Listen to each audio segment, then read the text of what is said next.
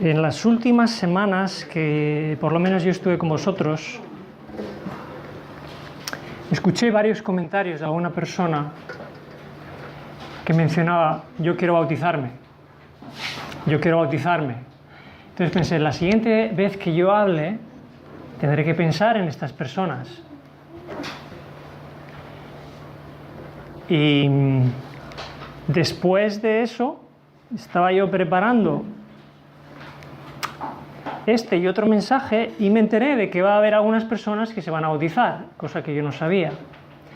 Entonces, en esta mañana de hoy, yo quisiera hablaros, en esta mañana y en la siguiente, de lo que a mí me hubiera gustado que se me hubiera predicado a mí antes de bautizarme. Porque hubo cosas que nunca se me dijeron y que me hubiera gustado que se me hubieran dicho. Y este mensaje y el siguiente lo he preparado pensando en qué es lo que a mí me hubiera gustado que se me hubiera predicado. Entonces yo os lo voy a presentar a vosotros. No lo he preparado por aquellas personas que se van a bautizar, sino por lo menos que escuchen aquello que a mí me hubiera gustado escuchar. Entonces, este mensaje es un mensaje de vida o de muerte. Claro y directo. Y me vais a tener que ayudar, porque a veces los que predicamos tenemos un problema. Tenemos varios, pero yo os menciono uno. El problema que tenemos cuando predicamos es que no sabemos si el mensaje que hemos elaborado a veces durante días, semanas o meses, la gente lo está comprendiendo o no. Entonces me vais a tener que ayudar. Porque si vosotros me vais entendiendo en la medida que yo voy hablando, entonces decir amén. Porque cuando alguien dice amén, entonces el predicador sabe que la cosa va bien. Porque si no, entonces tenemos dudas y uno tiene que corregirse para que la gente entienda. ¿Me seguís? Por eso el amén ayuda al predicador a seguir en la predicación sabiendo que la gente está entendiendo. ¿Vale? Voy a leer un texto yo, todavía no lo vais a leer vosotros, a ver qué es lo que os dice. Y conoceréis la verdad, y la verdad os hará libres. Este es un texto que yo he visto incluso en las paredes de alguna iglesia. Y es un texto que muchas veces se ha creído que quiere decir algo así como que yo estaba en el engaño, conocí la verdad o una doctrina o un conocimiento o una teoría y salí del engaño para conocer la verdad. Pero en realidad este texto es mucho más profundo que eso. Y vamos a ver por qué es más profundo. Y ahora sí, vamos a leer, si me acompañáis, en Juan 8, no solo este texto, porque este texto va acompañado del que le precede. Son dos textos que van unidos. El problema es que nosotros lo hemos separado, hemos cortado por la mitad. Y fijaros que el texto que yo he leído dice, y conoceréis la verdad. Cosa que tiene que venir algo previamente, obviamente. Entonces vamos a buscar Juan 8. Y vamos a leer Juan 8:31 y Juan 8:32, que dice así. Dijo entonces Jesús a los judíos que habían creído en él: si vosotros permanecéis en la palabra, o en mi palabra, seréis verdaderamente mis discípulos y conoceréis la verdad, y la verdad os hará libres. Y observad que el 31 termina con punto y coma, pero nunca leemos el versículo 31 para leer luego el versículo 32. Y estos dos versículos van unidos. Y si observáis, en solamente estos dos versículos se habla de creer, permanecer, conocer y ser liberado. No basta solo con creer, porque los demonios creen y tiemblan. Y a los cristianos no nos basta solo creer. Creer, permanecer, conocer y ser liberado. Y yo os pregunto, ¿liberados de qué tenemos que ser liberados? Bueno, vamos a ver lo que dice el texto, porque el mismo texto, después del versículo 32, nos va a dar pistas para ver de qué se está hablando aquí. Responden los judíos que supuestamente decían que creían en Cristo, lo habían manifestado, por eso Jesús lo está poniendo a prueba, y les dijo a los que dijeron que creían: así creéis, tenéis que permanecer, conocer y luego ser liberados. Fijaros cómo responden los judíos: jamás hemos sido esclavos de nadie, versículo 33. Y entonces el mismo Jesús, el versículo 34, le responde: todo el que hace pecado, esclavo es del pecado. Y el versículo 36 dice: si el Hijo os libertare del pecado, está haciendo referencia ahí, seréis verdaderamente libres. Así que, ¿de qué está hablando aquí Jesús cuando dice conoceréis la verdad y la verdad os hará libres? ¿Libres de qué? Satanás. ¿Libres de Satanás? ¿Y qué provoca Satanás en nosotros? El pecado. Esa es la idea. Esa libertad no es una libertad intelectual, no es una libertad doctrinal, aunque es cierto que parte de eso es cierto, que se nos libera del error, pero la liberación de la que aquí Jesús estaba hablando a esas personas era la liberación de Satanás. Por eso, si observáis el versículo 44 dice: sois hijos del diablo. Porque lo que Jesús les está diciendo: yo he venido a liberaros del pecado que os domina, porque Satanás os domina a través del pecado. Esa era la idea. Por eso mismo también, justo antes de estas palabras, Jesús en el versículo 24 les había dicho: moriréis en vuestros pecados. Y yo he venido a liberaros de vuestros pecados y a liberaros de Satanás. Por esto también, este mismo evangelio comienza con las palabras de Juan el Bautista que dice: este es el Cordero de Dios que quita el pecado del mundo, que incluye nuestros corazones también. Y también por eso, amén, y también por eso Pablo dice en Romanos capítulo 6: aunque erais esclavos del pecado, habéis sido libertados del pecado. Ahora, la pregunta que surge es: ¿hemos sido libertados del pecado nosotros que estamos aquí?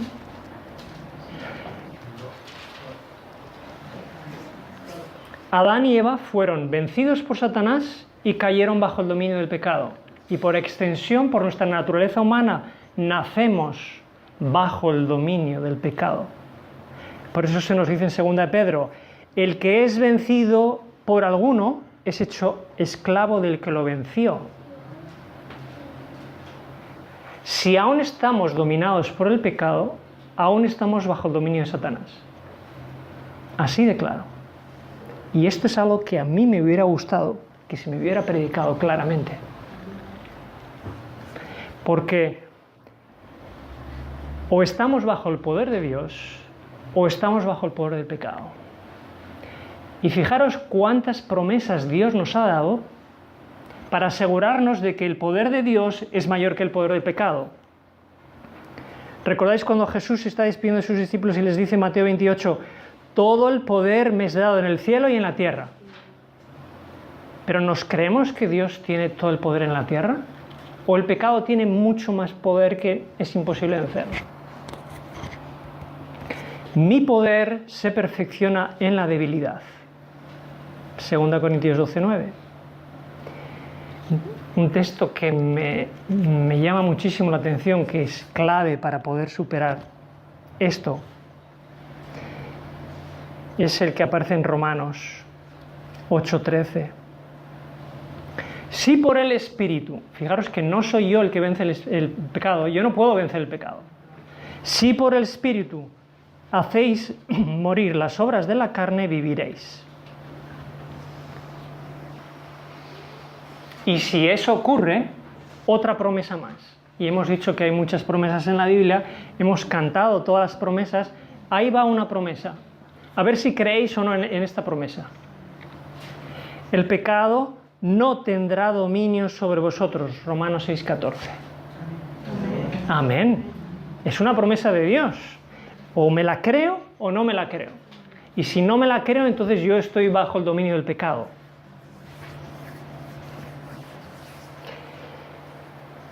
El poder del pecado es el poder de Satanás. Y cuando yo estoy hablando de que Dios tiene más poder que Satanás, no estoy hablando que nosotros de forma automática, instantánea, dejemos de pecar, porque tenemos una naturaleza pecaminosa. Pero sí estoy diciendo que el poder del Espíritu Santo en nosotros puede tomar el control de nuestras vidas. Amén. Ese es el poder del Espíritu Santo, esa es la idea. Ahora, ¿cuál es el problema que tenemos en el cristianismo moderno? Que tenemos una doble moral en la iglesia cristiana. Y me diréis, ¿qué es esto que yo estoy mencionando? Una doble moral. La iglesia cristiana moderna tiene una doble moral, y yo os voy a explicar. Si un traficante de drogas y también traficante de niños y todo lo que os podáis imaginar conoce el Evangelio, entonces nosotros esperamos de esa persona que Dios haga un milagro para que deje de traficar con drogas, para que transforme su vida y para que cambie y se adapte a lo que Dios pide, ¿sí o no? Eso es lo que le pedimos al traficante de drogas. Pero cuando el traficante de drogas pasa por el proceso y estudia la Biblia y cree y acepta y le pide un milagro a Dios y cambia su vida y se bautiza, llega a una iglesia donde se le dice que no se puede vencer todo el pecado, que seguiremos pecando hasta el fin. Y si uno tiene orgullo en su vida, cuando Jesús venga hará un clic y de repente se va el pecado. O la envidia. O la crítica. Entonces la doble moral del cristianismo actual es el siguiente: los grandes pecados, Dios tiene que hacer un gran milagro para transformar a la persona, pero los pecados más ocultos, los que no son tan llamativos, Dios no puede vencer. Seguiremos pecando hasta el fin. Entonces esa persona que ha llegado del mundo entra en confusión al entrar en una iglesia donde los grandes pecados son abominación a Jehová, pero los pecados más internos, los que quedan, digamos, más ocultos, se permiten. Cuando se predica desde un púlpito que no podremos vencer el pecado. Con esta doble moral, la iglesia termina aceptando todos los pecados al final. Y la iglesia se convierte en un lugar donde se practica el pecado. Y todo predicador, o pastor, o teólogo, que diga que no se puede vencer por el poder de Dios, en realidad está negando la palabra de Dios. Y es un incrédulo. Hemos cantado ahora mismo el himno 412, y todos habéis cantado a la vez conmigo la última estrofa donde dice: y triunfar podremos sobre el mal. Este himno se canta en todas las iglesias cristianas y cantamos que podemos triunfar sobre el mal, pero luego nuestra vida no nos lo creemos. Esta es la doble moral que tenemos.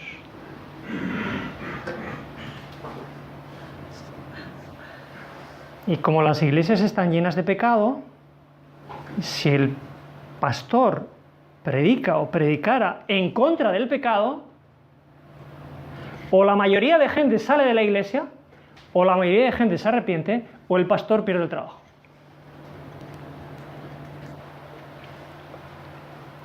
Este mensaje es posiblemente el más impopular que se puede predicar en una iglesia. Porque uno puede predicar lo que quiera, las señales del fin, la profecía, una parábola, lo que quiera, pero en el momento que un predicador habla del pecado y toca el corazón de las personas para hacerles entender que Dios no tolera el pecado y lo que quiere es terminar con el pecado, ahí eso es ya entrar a tocar la sensibilidad de los seres humanos.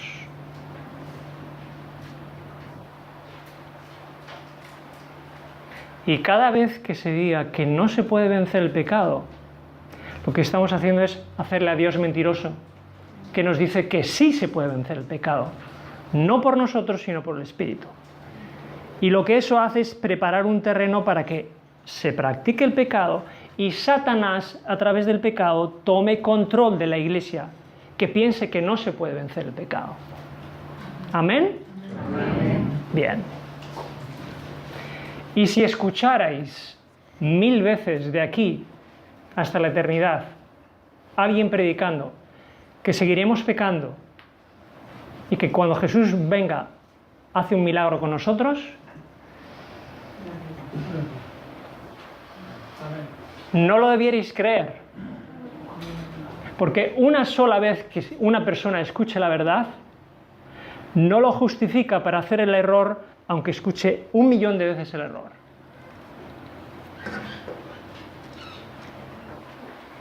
Las personas que quieren bautizarse aquí, está bien, está muy bien que una persona de alguna forma sea llamada y tocada por el Espíritu Santo, porque solamente el Espíritu Santo realmente puede tocar el corazón de una persona para desear un bautismo. Pero si tú quieres bautizarte y si lo haces para remojarte en el agua y esperar sentado a que Jesús venga, ese no es el plan de Dios.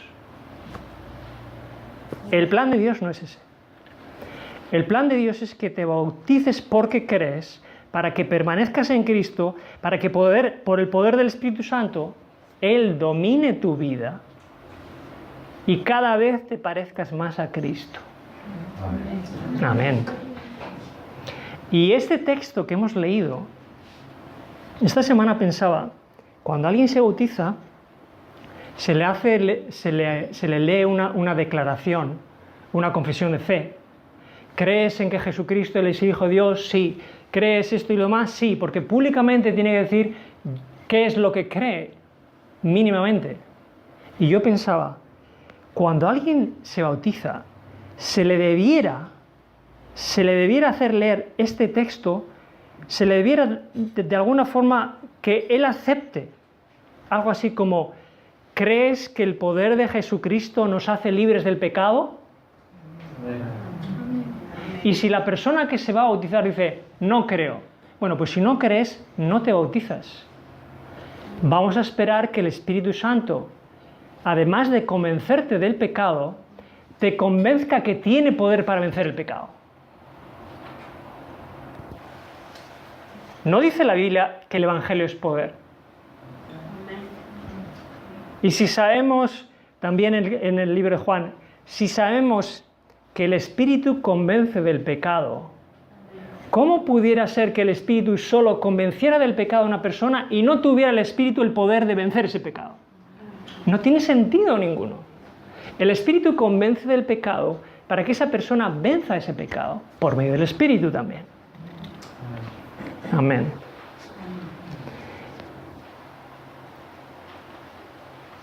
Así que creer es solamente el inicio de un proceso que me habilita para aceptar todo el resto del camino que hemos hablado. Pero permanecer en Cristo es la clave, y era lo que Jesús les decía, que hemos leído en el versículo 31. Si permaneciereis en mí, conoceréis la verdad y la verdad os hará libre. Entonces, qué interesante, porque el mismo Jesús un poquito después va a empezar a hablar de la vid y de permanecer en la vid. Y si unimos este texto que estamos estudiando con la vid, veremos que en uno habla de permanecer y en el otro habla de permanecer, porque si no permanecemos, no se produce todo el milagro que estamos aquí comentando. La unión permanente con Dios es la liberación del pecado. Amén. Esa es la clave. Tenemos que permanecer cada día, día y noche. Orar, estudiar la palabra, estar aquí, cantar, permanecer. Y si hacemos eso, cada vez habrá menos pecado en nuestra vida y cada vez habrá más fruto del Espíritu en nuestra vida. Amén. Estaremos, no sé si nos hemos preguntado a nosotros mismos, pero permitidme que os pregunte. Ahora, en la vida mía, en este momento en el que me encuentro, ¿Estoy yo permaneciendo en Cristo para vencer el pecado? ¿O estoy permaneciendo en el pecado? ¿En qué estoy permaneciendo yo? Porque si permanezco en Cristo va a haber un doble milagro. Si yo permanezco en Cristo, seré liberado de cualquier pecado, número uno, y luego el Espíritu Santo va a hacer una obra en mí. Y todo el fruto del Espíritu, con todas sus características, se van a ir desarrollando en mi vida. Si lo creemos. Ahora, ¿cuál es el objetivo final? Porque cuando Jesús hablaba a ese grupo de personas, le decía, creéis, pero tenéis que permanecer, me conoceréis a mí, yo os voy a liberar del pecado, pero ¿para qué nos quiere liberar Dios del pecado en realidad? Porque el plan de salvación no termina en la cruz, el plan sigue en mi corazón. Pero ese corazón Dios no lo quiere vacío. Dios saca todo lo malo del corazón, pero quiere llenar mi corazón. ¿Recordáis cuando el mismo Jesucristo comienza su labor ministerial y en la sinagoga de Nazaret les dice que había venido a pregonar libertad a los cautivos y a poner en libertad a los oprimidos? ¿Pero para qué? Jesús estaba repitiendo unas palabras que aparecen en Isaías capítulo 61, donde Jesús estaba hablando de la liberación del poder del mal para llegar a ser árboles de justicia para gloria suya, sacerdotes de Jehová. Dios nos quiere liberar, dice, para que seamos árboles de justicia. El último objetivo que Dios tiene es que nosotros reflejemos su carácter. Es lo último que Él quiere en todo este proceso. Desde que creemos, va transformándonos, va liberándonos, hasta que nosotros reflejemos su carácter. Esto es lo que en la Biblia se menciona como el misterio de Dios. Porque es un misterio. El mayor misterio y el mayor milagro que pueda haber es que de una persona que nazca con una naturaleza pecaminosa, Dios haga un milagro hasta que esa persona pueda reflejar el carácter de Cristo. No hay mayor milagro que ese.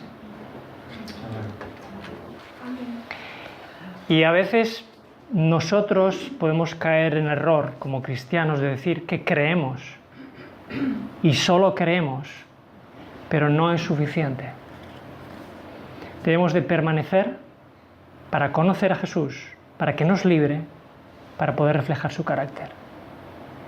Y cuando por ese poder hayamos sido liberados, ese mismo poder producirá frutos de justicia que se tienen que manifestar con el tiempo.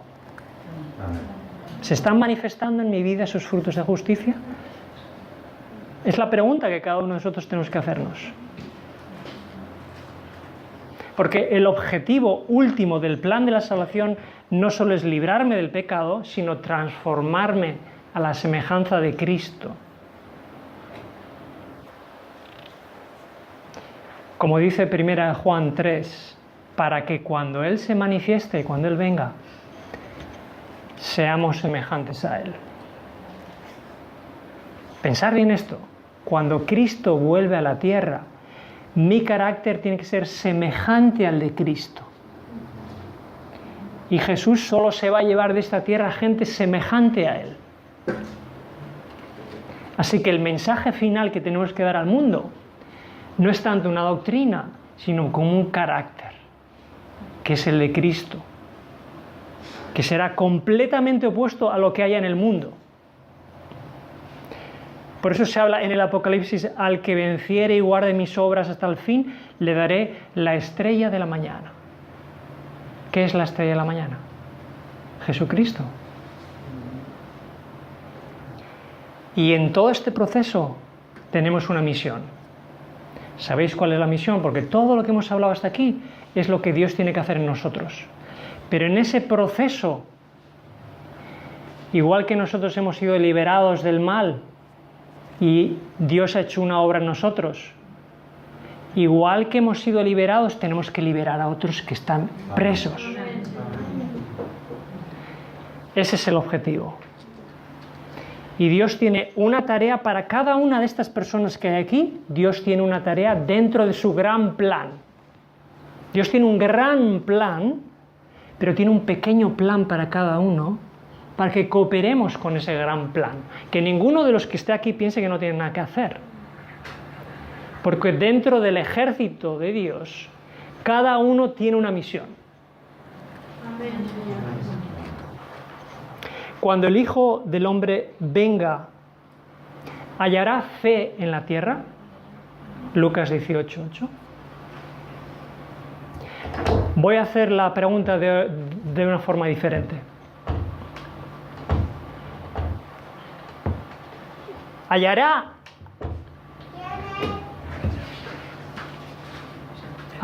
alguien que tenga la fe para creer que en un mundo lleno de maldad se puede vencer el pecado? Sí hallará alguien, hallará 144.000 personas que tendrán fe para creer que Dios puede hacer esta obra. Él viene a buscar ese remanente que cree, que conoce a Dios, que refleja su carácter. ¿Quieres ser tú parte de ese remanente? Amén. Amén. Que Él te persevere, el que persevere hasta el fin, luchando contra el pecado, ese va a ser el remanente de Dios. Amén. Gloria a Dios. Vamos a orar para terminar. Vamos a ponernos de pie.